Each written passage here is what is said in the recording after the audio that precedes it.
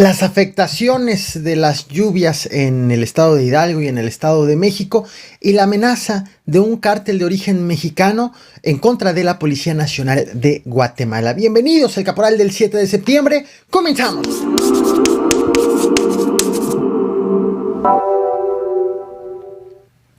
¿Qué es lo que ocurrió en Tula, Hidalgo?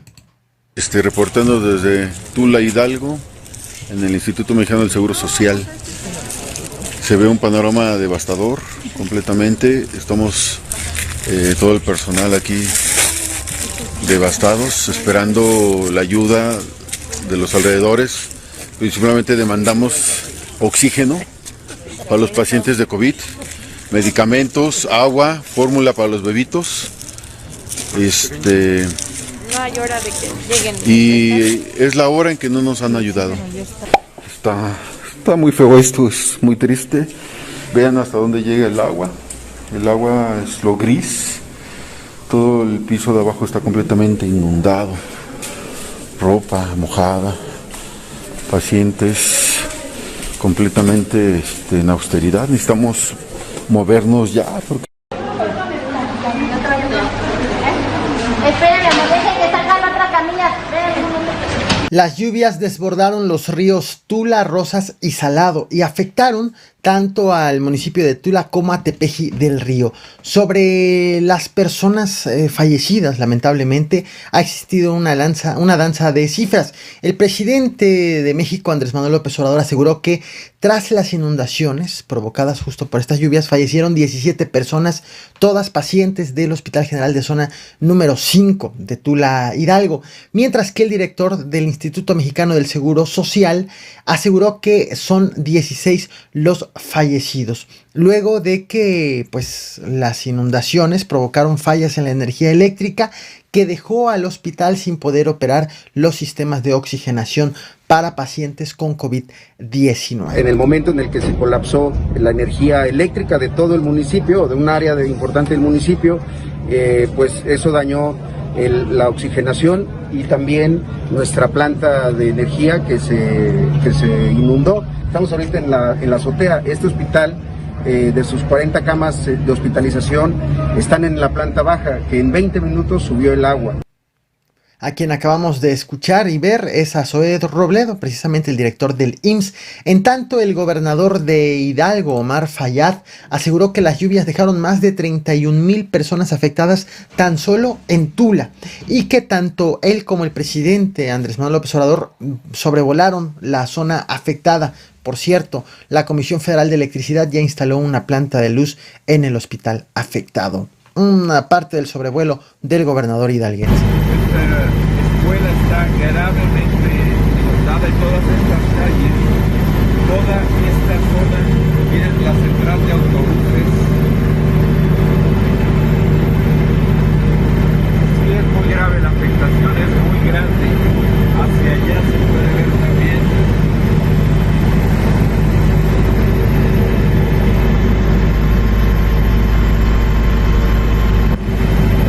Ayer ya te había platicado sobre las afectaciones que las lluvias dejaron en el Estado de México. Hoy la Cruz Roja ha actualizado ciertos detalles. Aseguró que fue conformada por una brigada de apoyo humanitario con 33 personas de la Cruz Roja que dieron apoyo y dieron ayuda en el Estado de México, también producto por las lluvias, y que rescataron a 15 personas que estaban en riesgo de ser arrastradas por corrientes de agua. Uno de los rescates ocurrió en la zona centro de San Cristóbal Ecatepec, donde una camioneta quedó varada ahí en medio de la corriente de agua. En esa camioneta iban 7 menores de edad y 9 adultos. Todos ellos fueron rescatados. Imagen del rescate de un bebé precisamente en Ecatepec, Estado de México. Es que no se pueden meter. No, está muy fuerte,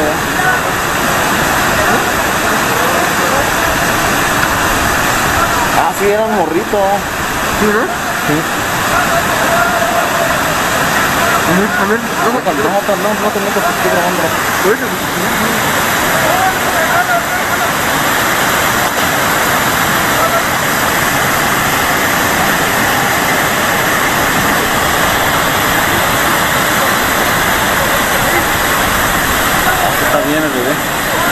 Muy bien, ¿no? En un tema que provoca mucha controversia, pero que finalmente resulta un acontecimiento histórico, hoy la Suprema Corte de Justicia de la Nación declaró por primera vez en su historia que es inconstitucional la penalización del aborto voluntario por considerar que se viola el derecho de las mujeres y las personas gestantes, el derecho a decidir. De tal forma que el Pleno de la Suprema Corte aprobó por unanimidad la invalidación del artículo 196 del Código Penal, ojo, del estado de Coahuila, que sanciona con 1 a 3 años de cárcel a quien interrumpe voluntariamente su embarazo en cualquier momento de la gestación. Atención, la sentencia solo invalida la norma de Coahuila, el Código Penal de Coahuila, por lo que siguen vigentes los códigos penales de otros 29 estados que sí penalizan la interrupción del embarazo. De tal forma que aún así, aunque se trata solamente del estado de Coahuila, es cuestión de tiempo para que esto se empiece a aplicar en otras entidades, dado que esta resolución permitirá que si alguna autoridad pretende sancionar en cualquier parte del país, la persona afectada pueda recurrir a un amparo. A partir de ahora, no se podrá, sin violar el criterio de la Corte y la Constitución, procesar a mujer alguna que aborte en los supuestos que ha considerado válido este Tribunal Constitucional.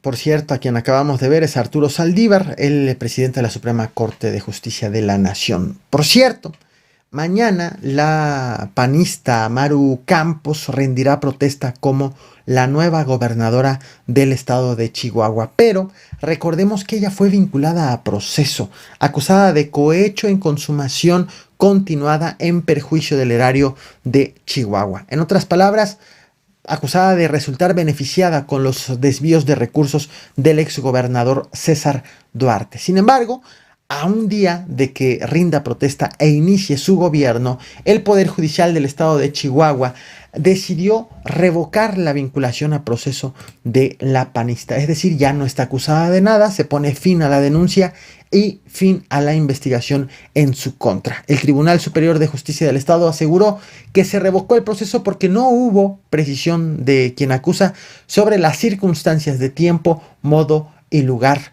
del presunto delito cometido por la panista. Ayer te traje a este canal este video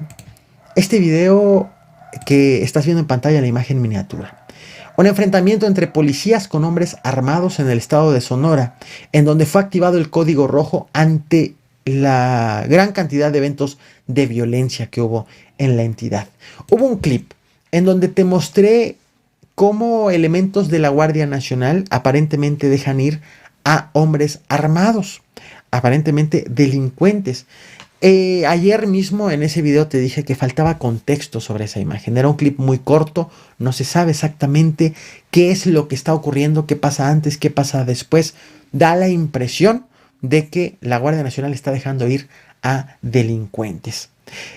El punto es que hoy el portal de La Silla Rota asegura haber confirmado con fuentes dentro de la misma Guardia Nacional que en efecto estos elementos permitieron la huida de este grupo de hombres armados pertenecientes al cártel de Sinaloa y armados, vaya, llevaban armas de grueso calibre.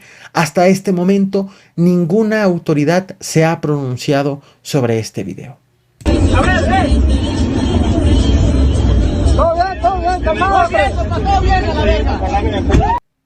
Todo bien, calmados, y en eso se retiran. Por cierto, entre estos enfrentamientos que hubo ayer en Sonora, fue confirmada la muerte del comandante de la Policía de Seguridad Pública de Sonora, Irán Roberto Echeverría.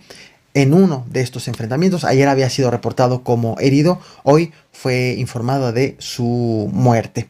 Y llegamos al tema principal, no sin antes recordarte que en la página elcaporal.mx encontrarás todo mi contenido, mis tweets, mis publicaciones de Facebook, mis 3 canales de YouTube, TikTok, Instagram, Twitch y artículos en texto hechos exclusivamente para la página elcaporal.mx. Así que todo en un mismo lugar.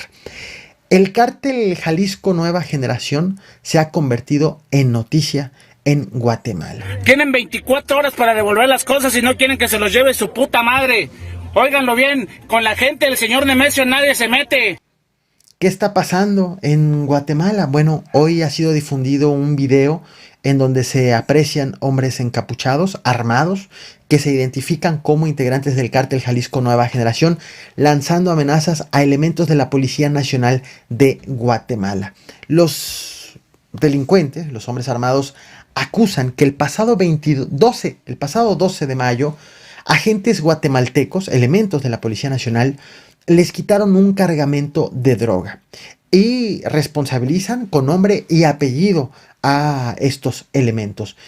En respuesta ha hablado el portavoz del Ministerio de Gobernación de Guatemala, un equivalente a el vocero de la Secretaría de Gobernación en México.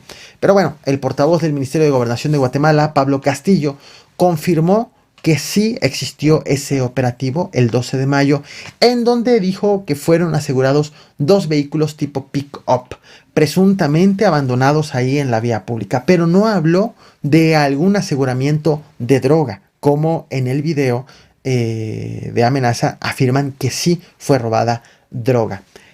Ante todo esto que ha ocurrido y que ha provocado justo polémica en este país centroamericano, autoridades guatemaltecas informaron que ya iniciaron una investigación en torno del video. Principalmente saber si en efecto se trata de este cártel de origen mexicano, el que está lanzando amenazas en contra de los elementos de la Policía Nacional de Guatemala. Te comparto un fragmento de este video y quiero dejar algo muy claro. El objetivo de compartirte solamente un fragmento es consignar la existencia de esta misma amenaza, que en consecuencia se entiende que hay presencia de este grupo delictivo en este país centroamericano. El objetivo no es extender la amenaza, difundir la amenaza tal cual, sino informar. Motivo por el cual no te muestro ni el video completo, ni te digo los nombres de los agentes amenazados, que otros medios sí los han hecho públicos, dado que pues el objetivo es enterarnos de lo que está ocurriendo, más no hacer extensiva este mensaje de amenaza. No olvides suscribirte, reventar el botón de like y compartir. Veamos parte de este video. Nos vemos al rato, 11:30, aquí en este espacio. Tienen 24 horas para devolver las cosas y no quieren que se los lleve su puta madre.